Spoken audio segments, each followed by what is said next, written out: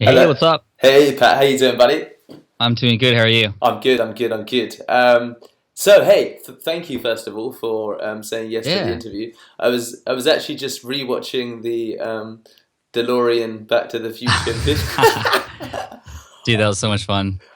I wanted Still, still like, I still feel like it was a dream, you know, that it, everybody just happened to be watching too. It was a lot of fun, and you'll see the full presentation on May 1st. But I had a great time doing that. I'm really happy with how it turned out. Actually, it was way beyond my expectations.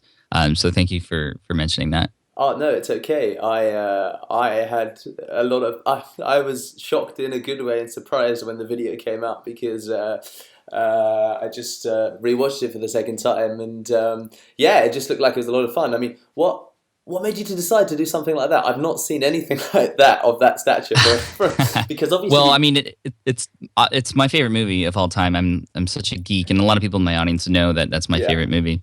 It's a 30-year anniversary of the film, and my topic, I decided to create it.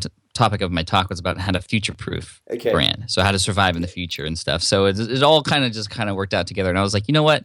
This is the biggest presentation I've done in my life at New Media Expo. This was Vegas last week. Why don't I just go all out? And I came up with this crazy idea about 6 months ago, and a lot of things had to happen in order to put it together, but it ended up turning out perfect. So that's kind of what prompted it.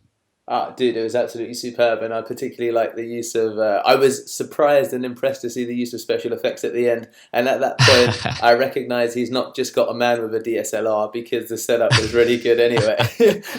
They actually filmed it on the same camera that they filmed the movie in, so Oh it looked wow! kind of it had that kind of grainy look to it. So it didn't look too HD, or else it would have looked like a different style. And in the end, apparently the company that was helping me with the VFX, they spent over 200 hours on everything. Wow! Um, and that last part, I didn't even ask for that last part. They were just like, "Yeah, we'll add something fun at the end for you." And I was like, "Okay, whatever." And then I saw it, and I was like, "What?" Because I thought I was just gonna disappear like on the road with And flames, then you like in the spin. movie.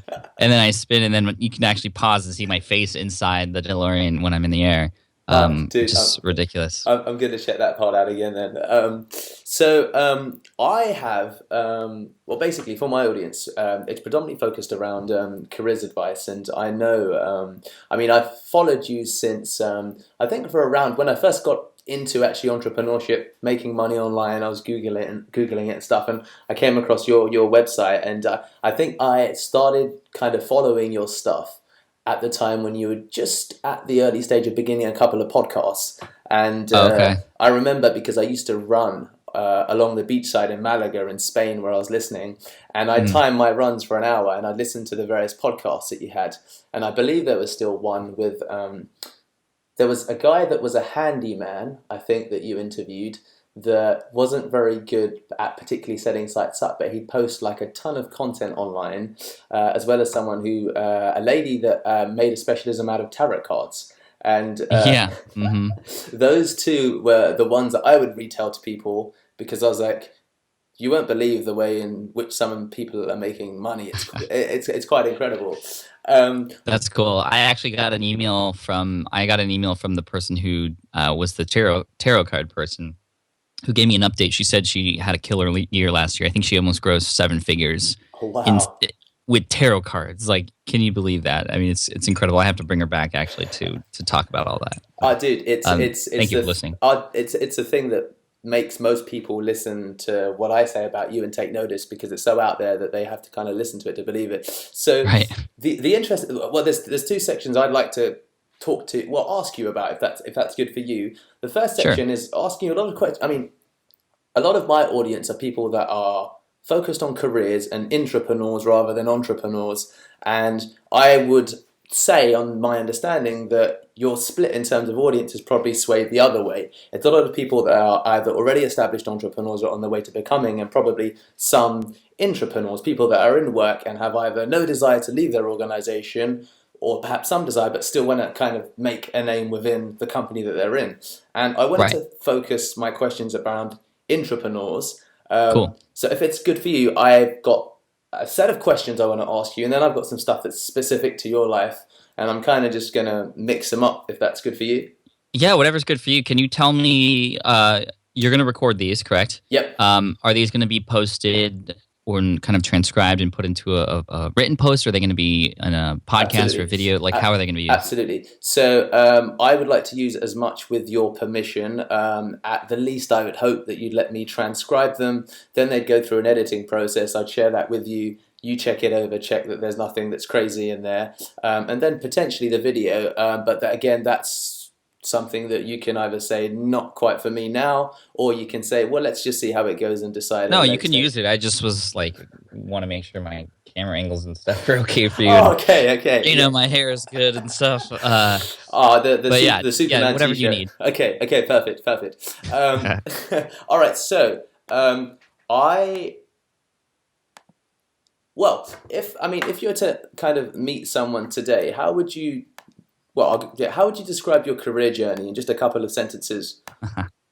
It's funny because whenever anybody asks me what I do, I'm like, okay, let's see, because there's a lot of different things I do, you know, and it's interesting because even my wife has trouble telling everybody exactly what I do. But I call myself a serial entrepreneur, and I'm at the point now in the stage of my career where I build different businesses and I see what happens, and it doesn't always go well, but it's always a lesson for those who I share it with. And I have this blog at smartpassiveincome.com where I talk about all these things, and I'm open and honest and transparent about all of it to help people decide on which way they want to go or how to better either their careers that they have now or the entrepreneurship that they want to get into. But my journey was really coming from the architecture industry. I graduated in 2005 from UC Berkeley, one of the top public architecture schools in the world, actually. And I was so set on doing that for the rest of my life.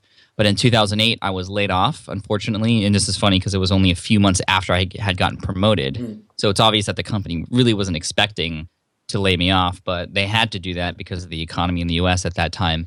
And instead of trying to the first thing I did was try to get back into the industry, but nobody was letting me back in. Nobody was hiring anymore. So through some interesting sort of sequences of events, starting with listening to a podcast that featured somebody who was teaching people how to pass the project management exam. This is not in the architecture space. This person who was sharing how he was making money online on this. The lead exam, LEED, or was this a separate one? It was a separate one. Yeah, this is the project management exam. But when I heard his story, I was like, wow, I actually passed this really hard test when I was working still called the lead exam. And to make a long story short, I ended up building a website to help people pass that exam, which took off, and it did over $200,000 in the first year after monetizing. Now, it took a long time to build an audience, and I had a website already when I was still in architecture to help me keep track of my notes. Yep. And there was no intention of ever turning that sort of study site into a business, but that's actually what happened afterwards. And then it was at that point I created Smart Passive Income, then built a few other businesses, one in security guard training niche, another in the food truck industry, and several other random small ones that have either failed or have just, aren't making very much money. But again, it's all experimentation. And now I'm at a point where I'm authoring books, I'm doing keynote speeches, I'm podcasting quite often now, and I'm just very, very blessed to have this sort of lifestyle where I can do whatever I want with my business, and I have control over my own future, but I can also make sure that I spend my time doing what I want to do, which is mostly spending time with my family here at home. I work from home in San Diego, California, and it's really cool because I get to share what I do, but also spend my time with my kids. Hey, it's absolutely amazing. I want to come to the work-life balance. I've got a couple of questions around that actually, because when you control your own time, but of course when someone does what they love, it's probably hard also to switch off at the same time.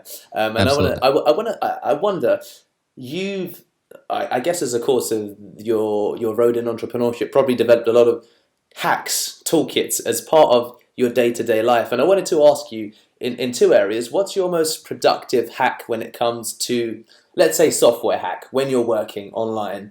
And then the second part to that is, what's your most useful life hack, and has that changed since having children? Sure. Well, software hack, Evernote has been by far the most helpful tool that I've been using in my arsenal. And I use it in a number of different ways, mostly as a way to take the things that I'm thinking in my brain, whether through voice, because Evernote lets you record your voice and store them in certain folders in there, or through text or whatever. I put all my ideas in there. I'm an entrepreneur, and even if you're not an entrepreneur, you come up with ideas all the time. And it's hard because if you don't write them down or put them somewhere, they're going to go away forever. And you never know, that next idea might be completely helpful for you in your career or your business or whatever it is that you're trying to do. So I use Evernote in that way, but also the way I use Evernote is really important because there's a lot of content out there, blog content, podcast content, video content, a lot of things that are extremely helpful and incredible and content that can totally change your life. But there's a lot of it out there, and a lot of us sometimes learn more than we do. We read all these books, yet we don't implement. We watch all these videos, listen to all these podcasts, but then we don't have time because we've read all this stuff or listened to all this stuff, but we don't have time to actually execute, which is where all the results actually come from. You have to take what you read and listen to and watch and actually put it into action. Yeah. But a lot of us get really excited because there's a lot of great content out there. It's easy to listen, especially when you're on the go. But the thing that I've learned, and I picked this up from Jeremy from Internet Business Mastery, he calls it just-in-time learning.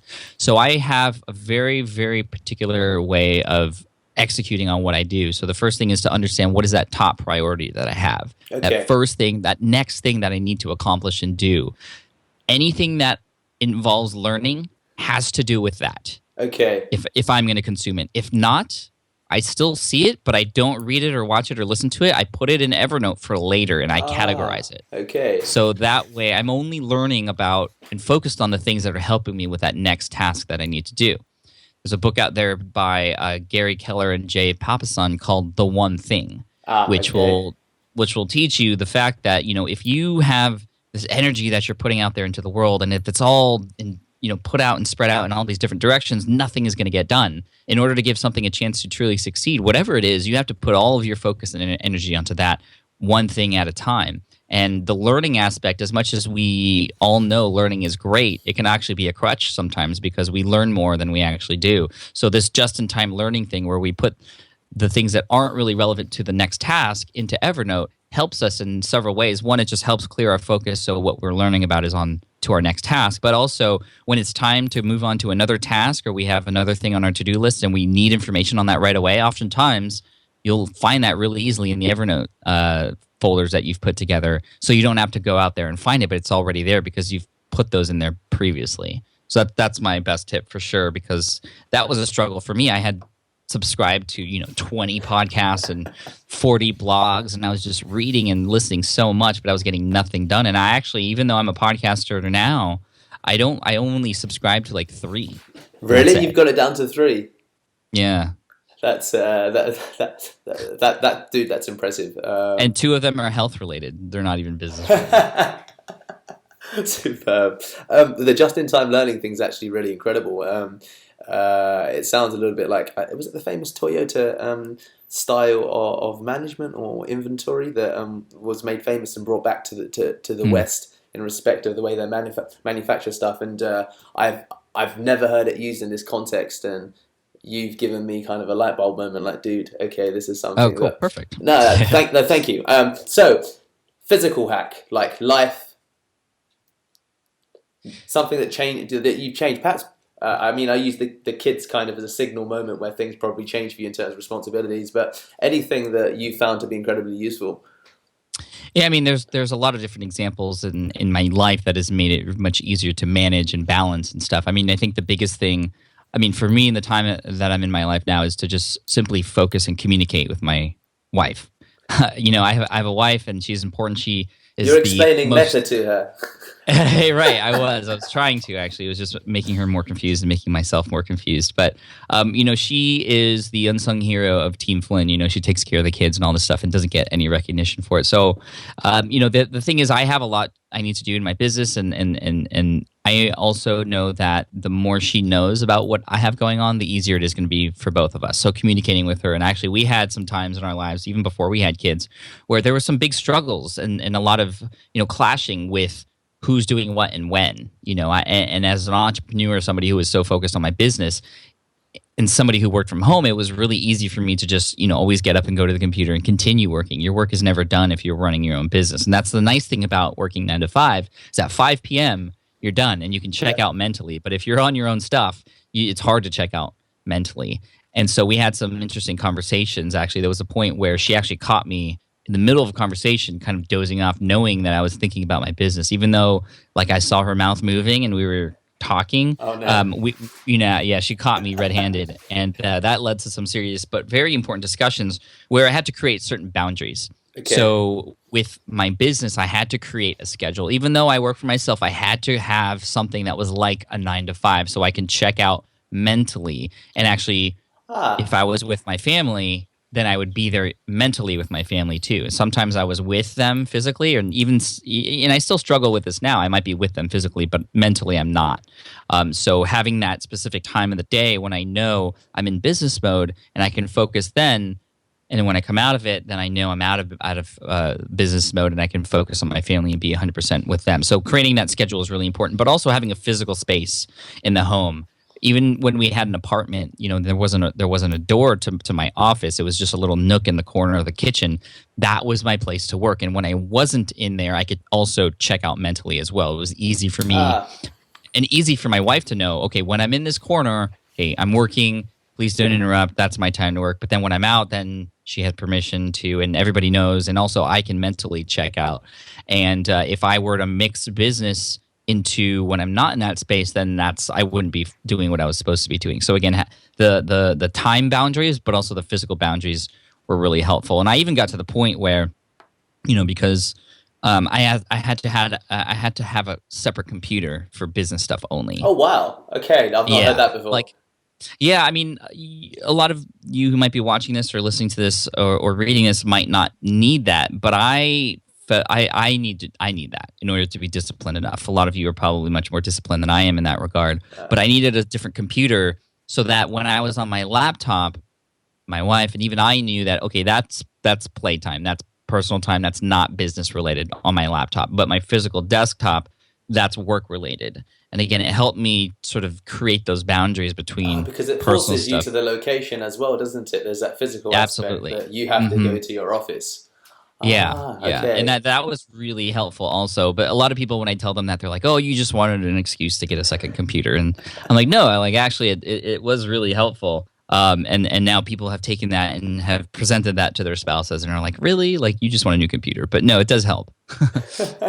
Oh, awesome! I was gonna ask about you. Probably became more adept with cloud at the same time, and just Yeah, that's no. true. That's I think that's really interesting actually because it's something that perhaps I can identify with. I don't have an office, and the having a place to switch off and switch on, a physical place is actually really probably quite important, and I'm going to take that for myself as well. So thank Cool, you.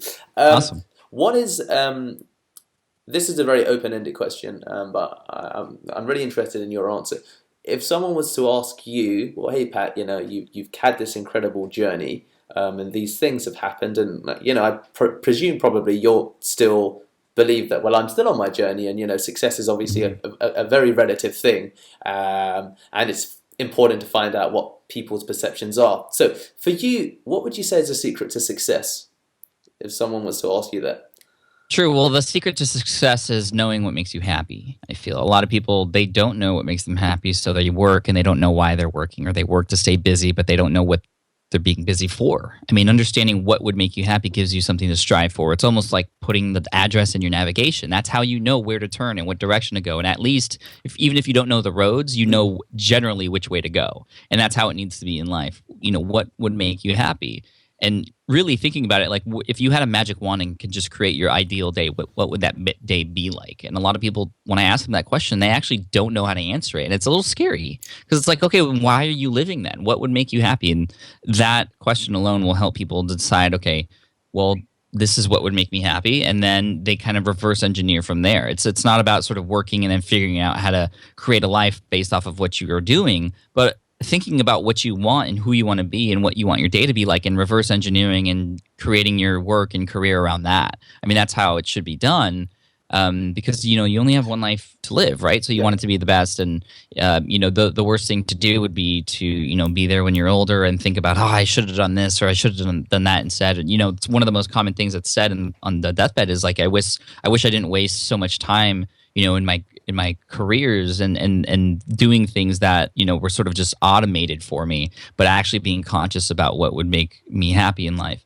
So that always drives me One of the quotes that I live by is, I would much rather live a life full of oh wells than a life full of what ifs. The what Ah, ifs truly scare me. I would rather try stuff and have it not work out than never try it at all and wonder if it would have worked out.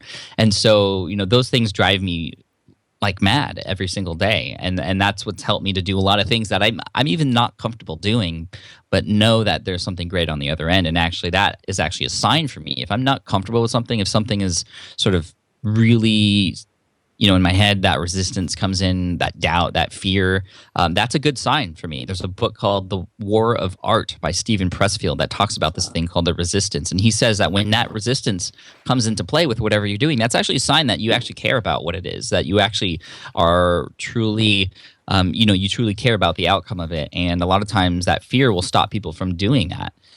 So all those things combined, are sort of what drive me in that way. okay, no, thank you. And I think that it's something I find. I mean, even talking to kind of the people that I work with that are very focused on their careers, and whether it's a career advancement, a career change, or a step into a career fresh out of college. Hmm.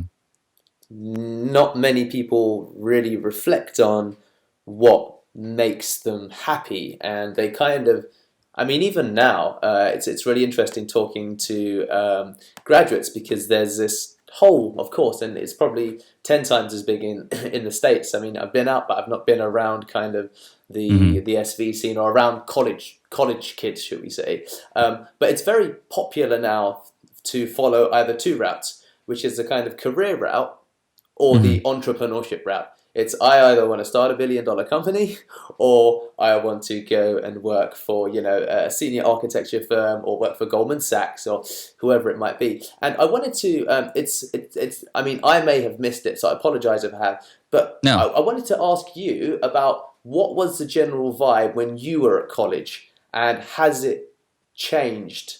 Do you think now, in the, I guess, what, 10, 12 years you were at college, since you were at college? Yeah, well, I started college in 2001, graduated in '05, and the big thing everybody wanted was to get that career that would earn them six figures. Definitely not entrepreneurial. I mean, there was a business school at the school that I had, and those people kind of had that idea of they wanted to be, an entrepreneur. But even then, not all of them. They wanted to have an MBA and be the top marketing guy at some big firm. I mean, that was the general gist, and that's why I was so happy with where I was at that time, getting my dream job coming out of college, working at this renowned architecture firm, and same with my friends and stuff. And no matter what major they had, they were just all looking for that high paying job that would be secure and long term. That was the thing. Okay, you find a place and you work there for a long time, essentially. Yeah. When I graduated, and even when I started my own thing, it was less entrepreneurial, but it was more, hey, it's not about working at the same place for 40 years anymore. It's about jumping around, and when you jump around, you increase your income, and you get more experience, and you test different skills that you have with different companies, and that was sort of the vibe. And then now I have been seeing a shift, because just I think as a result of different things, just a lot of people sharing about what's happening in the entrepreneur world, and having the barrier to entry to become an entrepreneur will be far less and lower than it's ever been before. I mean, almost non-existent. Just a few dollars here and there to pay for a domain, and then you can potentially create something out of that, like I did. But also, the fact that a lot of people are now feeling that they have something to offer the world, and I think that's really cool. The fact that these tools have become available, where people can see that, okay, maybe their experience can help somebody, and the Yes. fact that you don't actually need to help very many people to truly make an impact on your own life. There's an article out there by a guy named Kevin Kelly called 1,000 True Fans, or 1,000 True Fans. I Okay. don't know if you've heard of this before, but it was an article that was written by Kevin Kelly, primarily for musicians and artists, but is actually relevant for everybody who's doing their own thing. And the general gist of the article is that if you imagine that you are doing something and you have 1,000 people, just 1,000 people in this world of whatever it is, 7 billion now, who truly love what you do, who are raving fans about who you are and what you have to offer them, your music, your art, whatever. If you had 1,000 people and they only paid you $100 a year, to get access to you or whatever it is that you have to offer, that's already a six-figure income right there. Just 1,000 people at $100 a year. I mean, when you break it down to the math like that, it's like, wow, you Yeah. actually don't need to create the software that everybody's going to use or a product that the whole world's going to have in their home. No, you just need something that's maybe in 1,000 people's homes, and so you can get truly niched down into a specialty. Yeah. Maybe it's not about dog training, but maybe it's about training a Labrador in California in the winter. I mean, it could be as it could be far down, but you can reach a lot of people, and that's going to help you also stand out and become an expert much quicker than if you were to try to be general and just do physical fitness and try to help everybody. But no, your physical fitness, specializing in yoga for women over the ages of 55. And you have a very specific way of speaking to that particular crowd, and you can more easily connect with them, and they can easily see you as sort of their leader in that way. Okay, no, thank you. That was a superb answer, and it's interesting to hear your view on the shifts and changes. And I guess what as you said, what's possible with so little money now in terms of spreading your message and creating those 1,000 fans.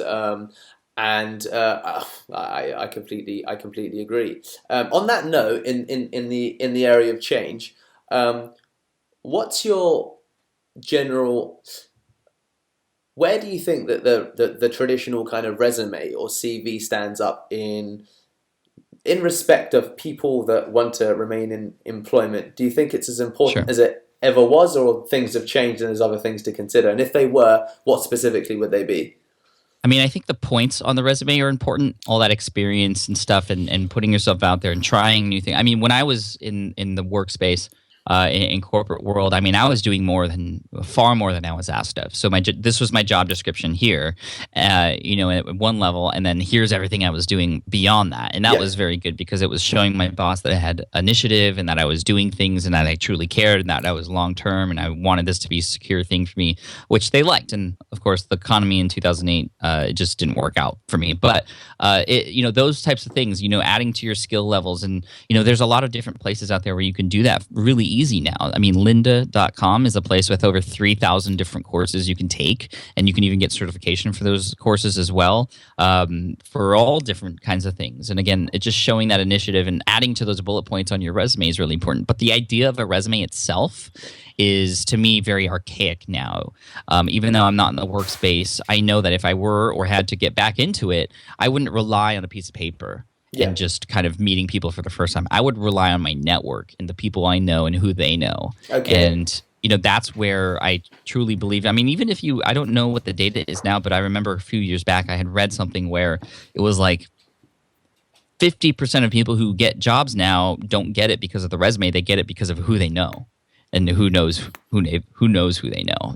That's really important. So the resume and all those skill levels are really important, but also the network that you have. And if I were to go back into time and tell myself one thing, it would be grow your network as big as possible. Meet and be friends with and provide value to as many people as you can, because it's just that one person who you never know is going to make that connection for you that you need to get to where you want to go. And interesting story, the way I got my job in architecture was not through a resume. I mean, my resume was fine. I mean, I came from this great college, but the thing is, the interesting thing about UC Berkeley with architecture is they're very old school. So you hand draw everything.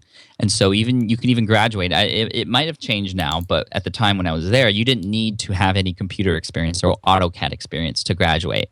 And so I had graduated with a degree in architecture with no AutoCAD experience, but trying to get a job simply on a resume and to share that I didn't have AutoCAD experience was pretty much like, I wasn't going to ever get a job.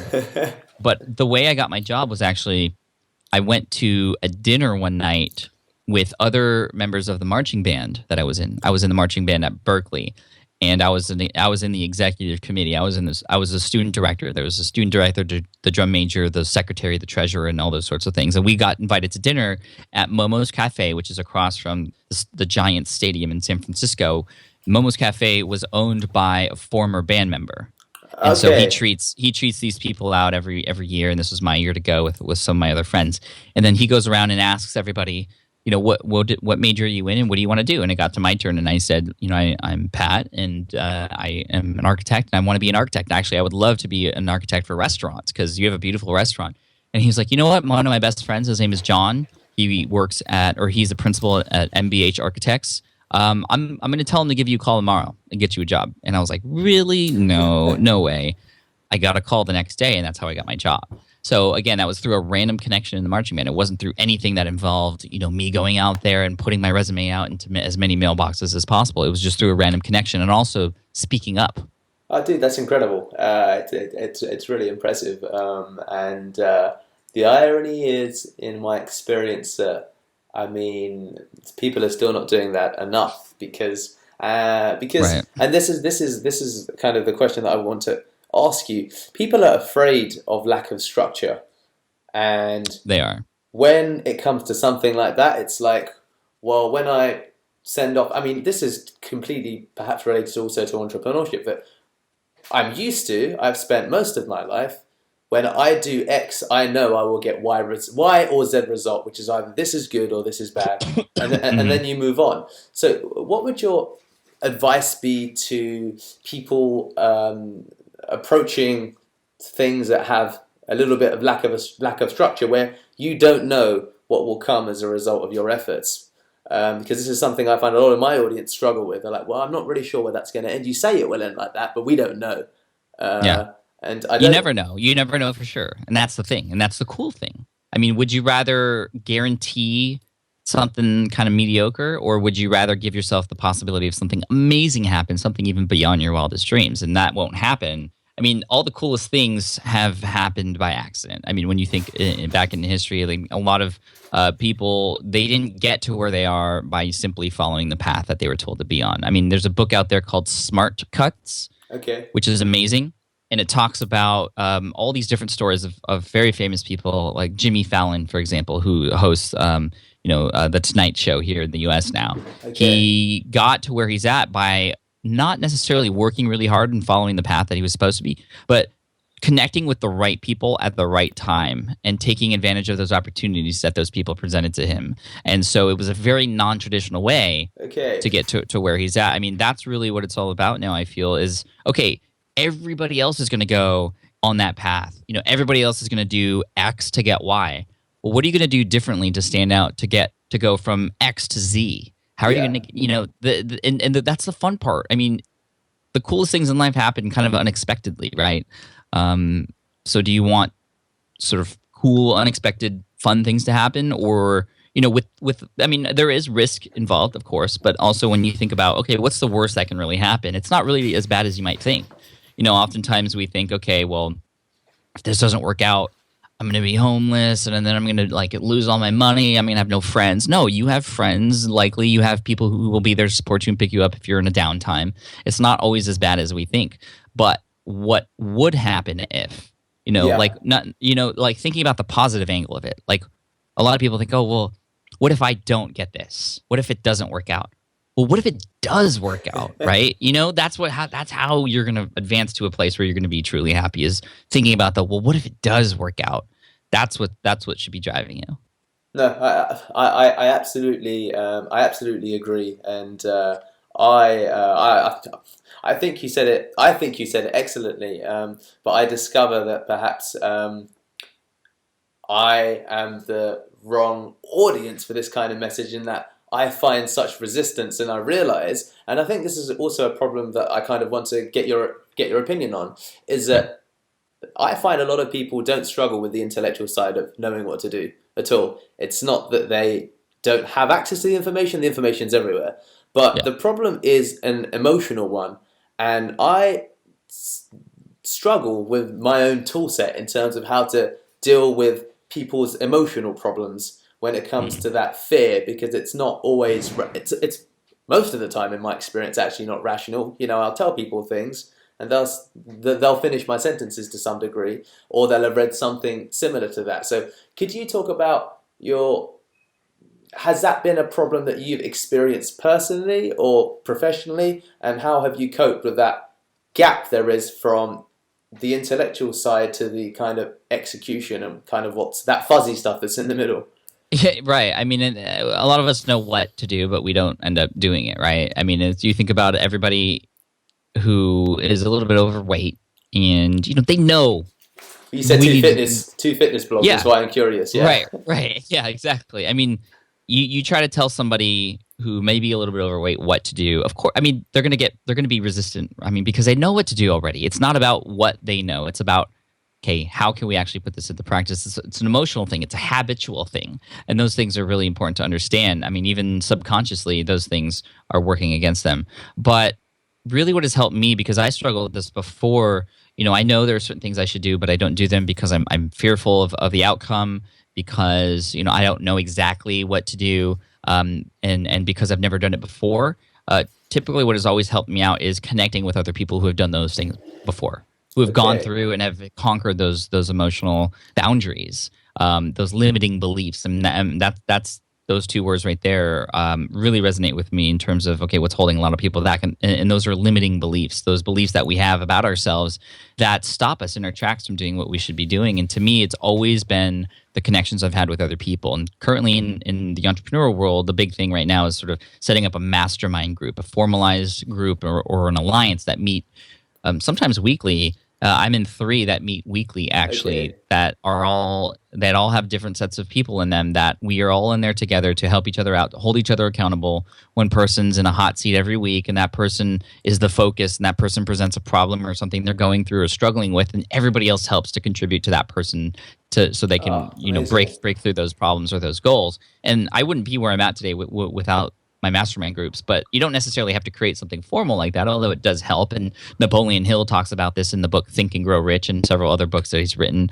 And there's been some great examples from the past of people coming together for a benefit of something else much bigger. For instance, Franklin Roosevelt in the 1940s, through the New Deal, he created something called the brain trusts. So he Okay. connected with a lot of people who knew a lot more than him, who were doing what he wanted to accomplish, to help brainstorm with him to create some legislation that helped the U.S. get out of the Great Depression. And then there was also the Knights of the Round Table. Same thing. There's a reason why it's a round table. It's so that nobody was at the head. Everybody had a fair say, but everybody was there Ah, to help each other out. great reference. Um, and even Rockefeller, who revolutionized the steel industry. He said himself, he didn't know much about steel, but he connected with the right people so he can truly conquer the steel industry. But yeah, I mean, connecting with other people, that's truly the best way to go from A to B if you don't know how to go from A to B. Find other people who have done that already, who can help you, who can share their experiences with you, who can hold you accountable. That's truly how you get over those emotions. I mean, even if you go back to the gym example, Yeah. like going to the gym, yes, it's hard to do that on your own. But whenever, and a lot of you know this, whenever you go with a partner, it's much easier to go. You're much more motivated when somebody else is doing that with you, or who has done that already, who can be there on the days that you don't want to go, and they say, no, come on, you can do it, and then you go. Or the days that they don't want to go, you're like, come on, no, we're doing this together, and you guys go together. It's a lot easier to do it when other people are involved. And has that process then? How do you manage that process when it's because this is kind of I'm stepping into for some of the kind of responses I get, and I kind of want you to share your input with my audience. What if I don't know that person? I mean, why would, for example, let's take the architectural example. Why would a senior director in an architectural firm share their time with me when he doesn't know who I am, and he's probably, and it's realistic to say, very busy? This is the kind of response that I get sometimes, and I'd love for you to Yeah. kind of weigh in on that, because I presume it happens the same with a lot of entrepreneurs who say, how can I get access to X person or something to that effect? Right. I mean, the way that these groups are formed typically is people meet each other in some form, or whether it's an online group or forum, and they kind of become friends there, or at a conference. And that's typically where most of my other mastermind group attendees and friends have come from, was from actually Ah, in person meetings. You don't want to just connect with a random person. It's very important to know who that person is, obviously, and know that they have the same vibe and same values and goals as you. I mean, that's really important. But to counter that idea of, I just don't have time for this. Well, It's, do you have time not to do this? I mean, it's really something that's going to be life changing for you. And if you have those people that you're connecting with who can be there to support you, in whatever fashion, in whatever you're trying to achieve, it's almost like going to the gym. Again, going back to that example, I mean, I found that when I started being really focused on my health and what I was eating and my physical fitness, even though that was taking time away from me potentially doing things I could do as an entrepreneur, it would always come back to me 3 or 4 times fold in more focus and more creativity and confidence and those types of things. And the same thing works with these mastermind groups. And when you connect with people, I mean, that outside perspective, even though you might not be friends with these people for very long when you're just starting out in these kinds of groups and meeting with these other people, having that outside perspective on what you're doing is very important. I mean, from a business standpoint, it's really easy to get lost in the things that you are completely involved in, right? Because you're so into them and you're working on the little details and stuff. And sometimes it's that one person or that group who says, you know what, Pat, like, have you ever thought about this? Or did you ever pay attention to this? And I'm like, no, because I'm so focused on this. And then it becomes this groundbreaking idea or this thing that, it becomes revolutionary in the way that I'm focusing on it, because it's somebody on the outside looking in. And for example, if I'm trying to build something for other people, it's nice to have other people's opinions rather than my own. I mean, my own opinion doesn't matter. It's what the audience and other people think about what I'm doing that matters, really. And the same thing with your career. If you're trying to boost your career and you're trying to do certain things, and you might be working on these skills that you're doing or trying to improve on or other things. Yeah, it could be cool for you to know, but maybe you get an outside perspective from somebody who is at the same level as your senior advisor or something, or senior, and who can tell you, well, that's actually, that if you do this, that they would probably be really impressed, or this actually wouldn't help you out. Maybe you should do this instead. I mean, getting that advice from the outside is really, really important.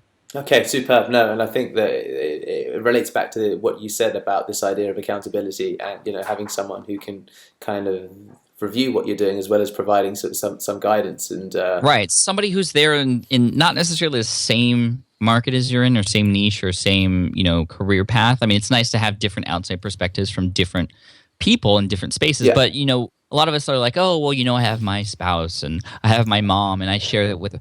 They're going to tell you what they want to hear, what you want to hear. They're going to tell you things nicely. They're not going to be the ones that are completely and brutally honest with you.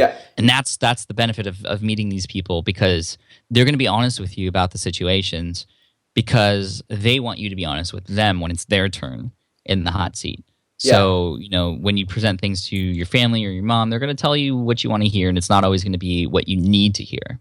Okay, no, I completely agree, and I've experienced that myself personally, so I completely understand. Now, I've got around 15 minutes left of your time, so I want to. There's a couple of questions I kind of wanted to ask right up front, but I thought, okay, no, I'll wait. Could you tell me one interesting thing about yourself that I could not Google at all, that does not exist, that's online? That you can't Google? I don't know. I put a lot of stuff out there about me. Let's see. I mean, you just I don't know. You just thought of something, then you thought, no, damn, I shared that. Yeah, exactly. We can come back to that if you want to. Yeah, I don't know, because I'm just very open and honest, and I talk about myself. It's okay, score. I found a question you couldn't answer. Yeah, I mean that's a good one, actually. All right, so these are so I screenshotted it for kind of my own well, to kind of discuss it with you. So there was a comment. You're someone who's fairly unique in one of the ways that I vet myself, my personal vetting process in terms of when I decide to follow an entrepreneur, is I Google negative stuff about the person to see what people that don't like the person are saying. And I always find that quite as an interesting point to begin, because to some degree there's this self-fulfilling. Everyone is their own best spokesperson to some degree, and it's good. It's always good to get some element of social proof, and also the way that people then respond to criticism is really interesting to me. And I was watching the DeLorean video, and 22 hours ago, Zach Moffat, bless him, said not that good. Full stop. And his comment didn't surprise me, not because it's a reflection upon the video, but because there's always going to be some comments like that. Your response, thanks for your honesty, Zach, ! You rock. How do you cope with negative criticism / rejection because it's something that with what I do, there's a tangible yes, no, I got the job, I didn't because I was not good enough, or Right. how do you cope with that, and has it changed as you've kind of grown and had more trials and errors? Yeah, it has absolutely changed because in the beginning when I would get and this is for somebody who's posting their income online, who's sharing all these things about themselves, when somebody used to say something negative about what I was doing and really put me down, and there's some really hurtful people, especially online, when they can hide behind an avatar or a screen name or something.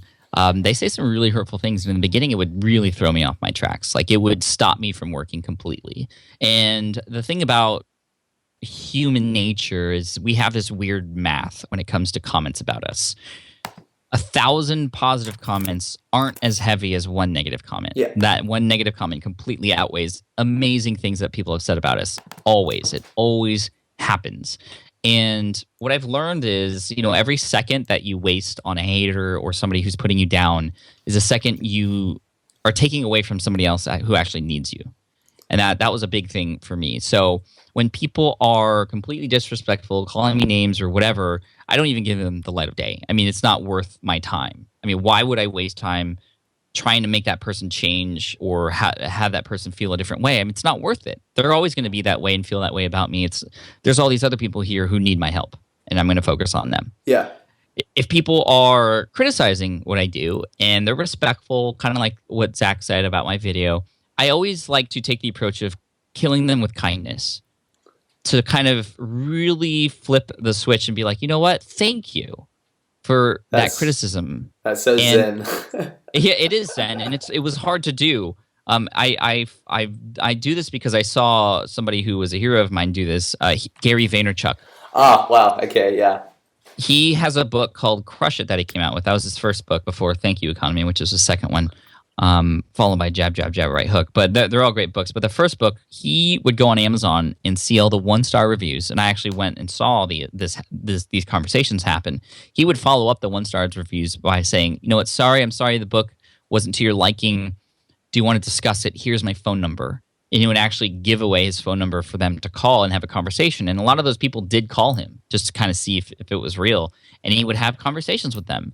And then a lot of times you would see in the conversation in these 1-star reviews on Amazon, people following up saying, wow, it was great to talk to you, Gary. And a lot of times those people didn't change their opinion or views about the book. But they said, they were like, you know what, I still disagree with the book and what you had to say in the book, but I love you as a person and thank you. Keep doing what you're doing. So they turned around from being somebody who criticized him to somebody who just criticized the work that he was doing, but still loved him and became a supporter of him because of the way he acted.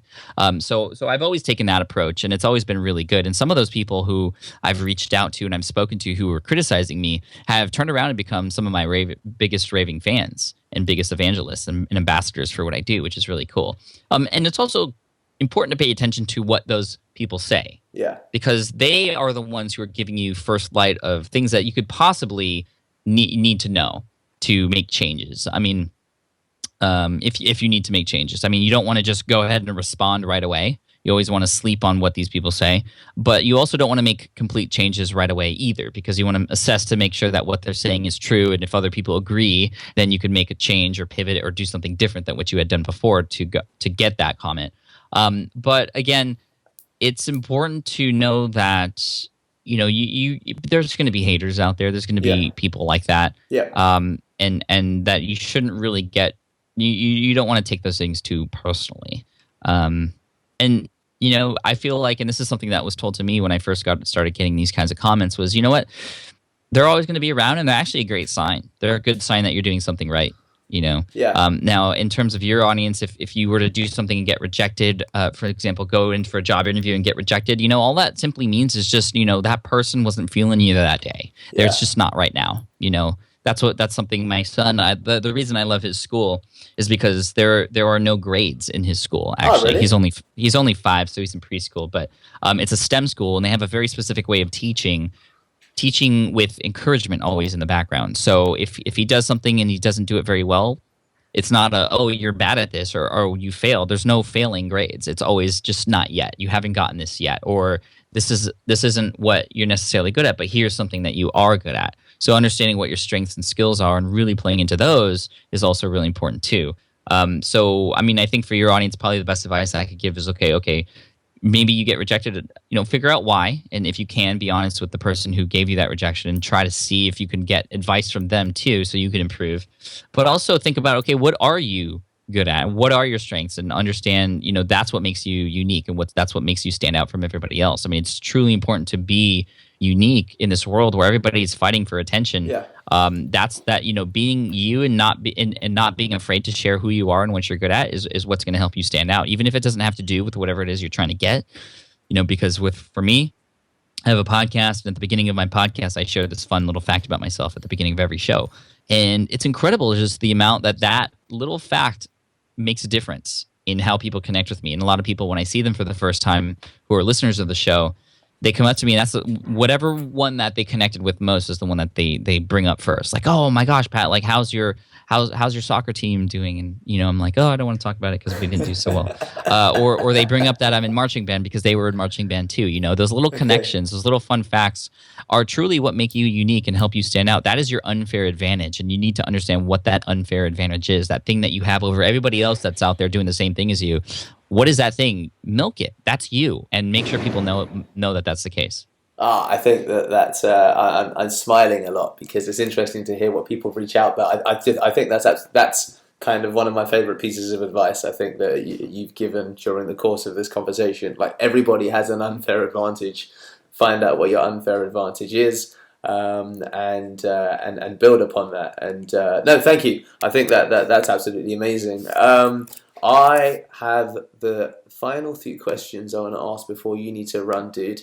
Sure. Okay, so right. So I've taken some excerpts from your about Pat Flynn story because there are specific things I wanted to ask about.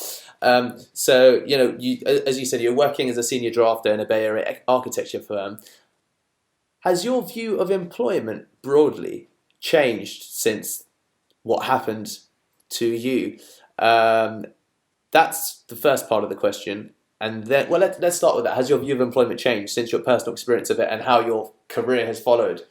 Sure. I mean, for me personally, I don't think I would ever go back to work for somebody else. It's just, that's me personally. I'm not trying to put down anybody who does work for somebody else, because there are a lot of people out there who that's what they were born to do, and they do it very well, and they own that. And whatever it is that that you want to do, you have to own it, whether it's work for somebody else or for me now, starting my own businesses. And that is something that I only understood was available to me after I got laid off.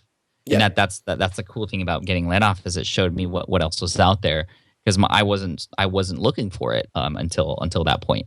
In terms of working for somebody else for a long period of time and kind of just being complacent with where you're at, I mean, that's where a lot of people, I feel, get into trouble. And I think my views have changed on that, because I wanted to be that person who worked for the same place for 40 years and wait till I was 60 till I sort of started my own firm and then retire at 65. But it doesn't have to be like that. I think employment now has also changed for me now that I'm working for myself, in that I think people need to be rewarded for the good work that they do and be compensated for it. Maybe not in monetary forms, because I know that's difficult sometimes for businesses to do, but in some way, shape, or form, you need to get rewarded for the hard work that you do. And the thing that sucked about what I was doing as a drafter was I was working, I felt harder than a lot of the people that were higher up than I was, but not getting paid as much, or not getting thanked as much, or getting recognized as much for the hard work I was doing.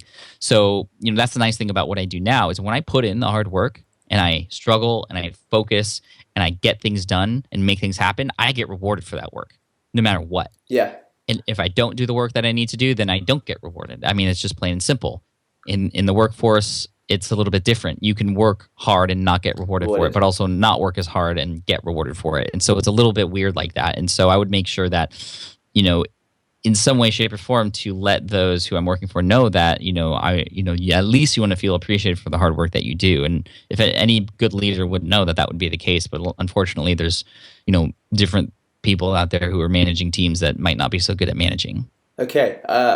Thank you. I think that I'm smiling because you kind of answered what was going to be the second part of my question about those people that had no intention to necessarily leave. So I want to I know that my understanding with the whole Back to the Future theme for your keynote was, how to future-proof yourself. So I wanted to ask, what would you say to somebody who said to you, well, hey, Pat, how would I future-proof myself if I want to stay within the same career and I don't really have any intention to be an entrepreneur? How do I make myself invaluable to the organization or the industry that I'm in?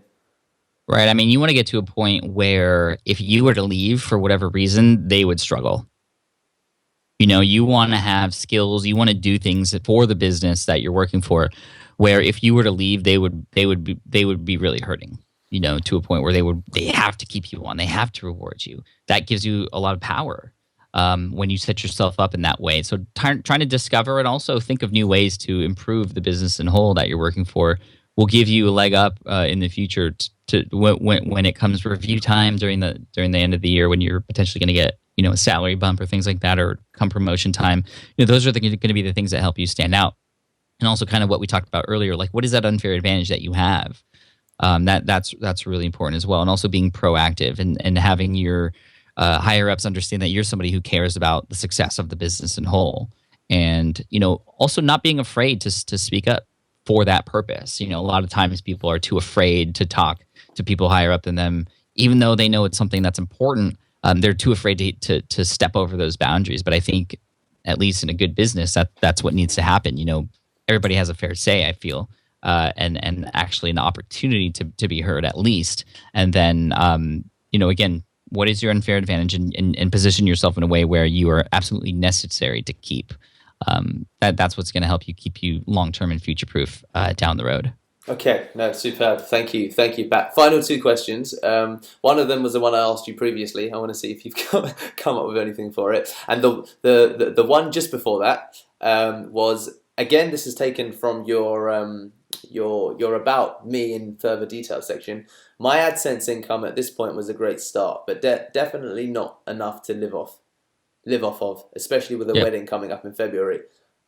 How did you practically cope with some of the stresses that period brought for you? That movement from that brave new world. It must have been crazy. I mean, it was crazy because there was kind of that fear of the unknown. But that's also what was exciting about it, because like I said earlier, I kept thinking to myself when I was writing my books and stuff for this architectural exam, I kept thinking, well, what if this doesn't work? But then on the other hand, I kept thinking, well, what if this does work? And it did work. And it's completely changed my life. And what has really helped me is something I mentioned earlier, was getting through getting through those periods was connecting with other people. I actually joined a course and got coaching and sort of virtual mentorship to help walk me through the steps required to get to where I needed to go. And also getting inspired by other people who had done it already, sort of like that initial podcast that I listened to. I kept listening to stories of people who were succeeding and doing well, and reading books about people who had done it themselves to really show that, why can't I do it either? And it really gave me a good push to keep going on those things. One thing that I didn't mention on the podcast that I have, you can't look up on Google. Oh, okay. is that I used to play poker quite a bit in college. My roommate of mine, he was a poker player, and he brought me along, and I got into it a little bit. But he actually has gone off to do professional poker on his own. Oh, wow. And last year, he cashed in almost $2 million in earnings. And it's funny because we keep in constant connection with each other, and he knows I have this family now, and I'm doing my own businesses, and we're right around the same income level now, which is kind of cool. But he's doing it in a completely different way. Yeah, he's touring around Europe and South Africa and all these other places where he goes into tournaments, and so that's, I don't know, it's kind of more his story, but it's something that it's cool because I remember we used to go out after class and just go to the Oaks Club Poker House in Oakland, California, and just hang out there and have a good time. And again, I don't know, maybe that kind of relates to the fun of the unpredictability of kind of working on your own. You never know. You could hit that big one that can help you pay for tacos the next day or something. So I don't know. That's one weird random fact about me. I mean, I was a little entrepreneurial at the time, although I wanted to do architecture, so in the poker sense. But also, I had purchased tickets to an event once that I couldn't go to. Okay. And then I ended up selling those tickets on eBay for 10x what I paid for. Oh, wow. And so I was like, wow, let's try this again. So I did it with another event, and I made about 5x. But then it was just too much work for me to kind of ship them and kind of find the right concerts to buy tickets to. I bought a few tickets to concerts that didn't sell out, and then I couldn't sell those tickets. So I don't know. That was just a random fun little way to try and make an extra few bucks so I could buy like a PlayStation or something. Oh, dude, it sounds really, really interesting because it must be, I mean, it must be amazing to see people that you have known personally and kind of play poker with that have led such a wildly different career trajectory to you, but you've reached relatively, as you said, equal levels of income, and you think, hey, we knew each other before all of this happened. Yeah, it's been pretty cool. Pat, I have no more questions. Dude, I want to say thank you. Your throat sounds sore. You've been talking for like a solid hour, and I know that your little dog in the background has been coming in back Oh, and has he? forth. Yeah. No, I don't know if he's around now, but I saw something over your left shoulder rolling around that was white, and I thought, I've got no idea what that. Okay, Yeah. now I think he's come back in. Oh, yeah, he's in the room. Yeah. So, hey, yeah, dude, I just thank you. It's personally, I've found a lot of what you've done really inspiring because it was at a stage where I completely. Do you need to go, by the way? I have an interview in 1 minute, Oh, so I have to go dude, soon. go. Okay, cool. Thank you so much. I will just give you a shout once it's all put together, and we can catch up on that then. Okay, sounds good. All right, Thanks, awesome. Deepak. Thanks, Pat. All right, bye. See ya. Bye.